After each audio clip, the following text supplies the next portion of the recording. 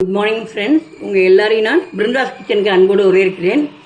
இப்போ நம்ம எல்லாருக்குமே இப்போ சின்ன வயசுல இருந்தெல்லாம் 50 வயசு 60 வயசு ஆனால் கை கால மூட்டு வலி வரும்பாங்க. இப்போ சின்ன பிள்ளைகளுக்கே வருது. அப்போ அதுக்கு நம்ம ஒரு வீட்டில் உள்ள பொருளை வச்சே நம்ம ஈஸியாக நம்ம அதை குணப்படுத்தலாம். இதை என் ஃப்ரெண்டு தான் ஒருத்தவங்க எனக்கு சொன்னாங்க. நானும் செஞ்சு எனக்கு மூட்டு வலி இருக்குதுனால செஞ்சு பார்க்கலான் இருக்கேன். நான் அதுக்கு தேவையானதெல்லாம் பார்க்குறதுக்கு முன்னாடி நீங்கள் இதான் ஃபஸ்ட் டைம் பார்க்குறீங்கன்னாக்க என் சேனலை சப்ஸ்கிரைப் பண்ணி வச்சுங்க. அதோட பெல் ஐக்கனையும் கிளிக் பண்ணி வச்சுங்க. வாங்க வீடியோக்குள்ளே போகலாம்.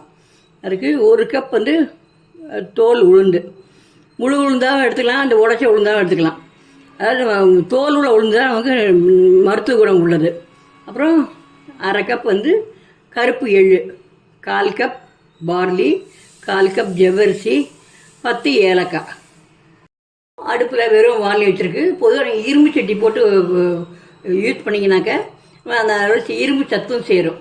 இப்போ முதல்ல உளுந்தை போட்டு நல்லா செவக்க வறுத்து எடுத்துக்கலாம். இது 1 கப் எடுத்துட்டுருக்கேன். நீங்கள் எதுனால அளக்குறீங்களோ அதனாலே எல்லாத்தையும் அளங்க. மெஷரிங் கப் தான் வேணுங்கிற அவசியம் கிடையாது. நல்லா வாசனை வர்ற வரைக்கும் கொஞ்சம் அடுப்பு கூட நிதானமாக வச்சுங்க. ரொம்ப தீய விடாமல் நல்ல வாசனையும் வரும், நல்ல செவப்பாகவும் ஆகும். நான் காமிக்கிறேன். அது வரைக்கும் வறுக்கணும். இங்கே ஆரம்பத்தில் வறுக்கிற பார்த்தீங்கன்னா இந்த மாதிரி கரண்டியில் ஒட்டும். அதனால் எப்படி இருந்தாலும் ஒரு ஈரப்பசை இருக்கும் அதில் பருப்பில். நீங்கள் நல்லா வறுப்பு போட்டாச்சுனாக்க அது கரண்டியில் ஒட்டாமல் வரும். அதையும் காமிக்கிறேன். இப்போ வறுபட்டுன்னு இருக்குது. நல்லா வறுபட்டோன்னே காமிக்கிறேன். இன்னும் கொஞ்சம் லேசாக கரண்டியில் ஒட்டுது. கரண்டிலையும் ஒட்டக்கூடாது. நான் இந்த சின்ன சின்ன டிப்ஸையும் நான் எல்லா தெரிஞ்சவங்களும் சொல்லலை. நல்லா இதுலேயே தெரிஞ்சவங்களுக்கு தெரியும். அது புதுசாக சமைக்க பழகிறவங்களுக்கு கொஞ்சம் அதுக்காக தான் அவங்களுக்காக தான் நான் சொல்கிறேன். நான் நீங்கள் மற்றதை எங்களுக்கு தெரியாதான்னு நீங்கள் நினைக்க வேண்டாம். இப்போ நம்ம இதை எடுத்து வேறு தட்டில் கொட்டின்னுடலாம்.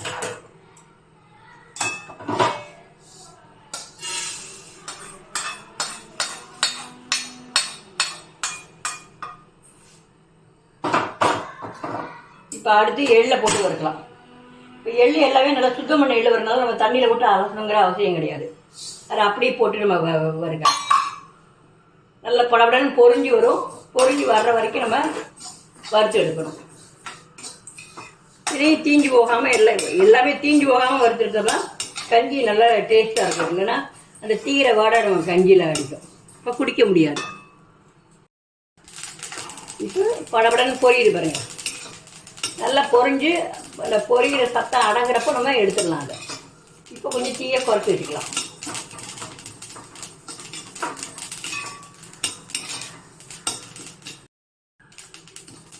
இப்போ நம்ம எடுத்துடலாம். அதை கொஞ்சம் பொரியிறது அடங்கிடுது.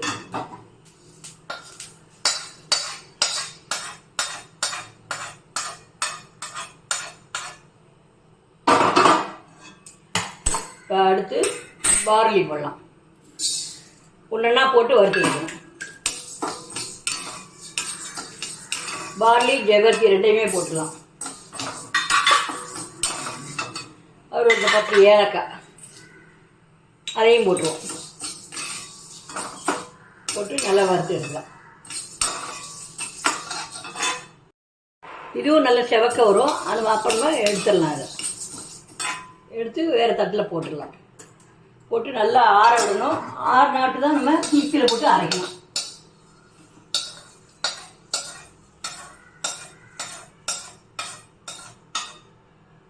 இப்போ நம்ம எல்லாத்தையும் நம்ம வறுத்து எடுத்தாச்சு.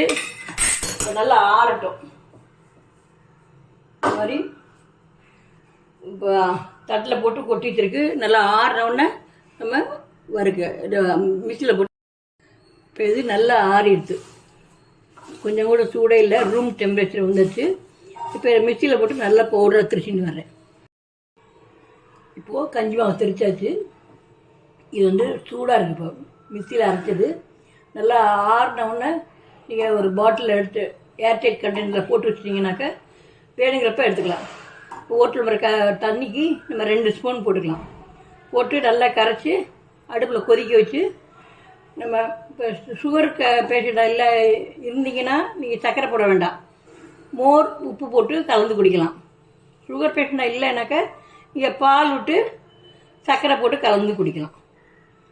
இது வந்து இப்படி தொடர்ந்து செஞ்சுட்டு இருந்தோம்னாக்கா நமக்கு கை கால் இந்த மூட்டு வலி இதெல்லாம் வந்து நமக்கு வராமல் இருக்கும். இப்போ நான் கஞ்சி செஞ்சு காமிக்கிறேன். இந்த மாதிரி சின்ன ஸ்பூனாக இருந்தால் 2 ஸ்பூன் போட்டுருங்க. இதே இந்த மாதிரி பெரிய ஸ்பூனாக இருந்தாக்கா 1 ஸ்பூன் போட்டால் போதும். அதாவது 1 டம்ளருக்கு போட்டு 1 டம்ளர் தண்ணி விட்டு கரைச்சி அடுப்பில் கொதிக்க. இப்போது இதில் 1 டம்ளர் அந்த மிக்சியில் மாவு ஒட்டி இருக்கும், அதனால் அதை அலம்பி விடுறேன். நான் விட்டு நல்லா கரைச்சிருங்க. கரைச்சிட்டு அடுப்பு பற்ற வச்சு கொதிக்க வைக்கணும்.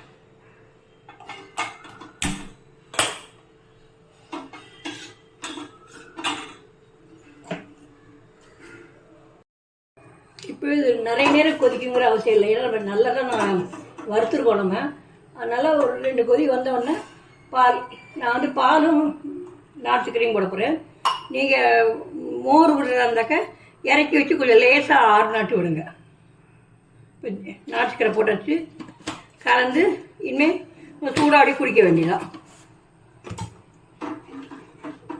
இந்த மாதிரி தினம் குடிச்சு வந்தோம்னாக்கா நமக்கு கை கால் மூட்டு வலி வராமல் இருக்கும். இப்போ அடுப்பை அணைச்சிடலாம்.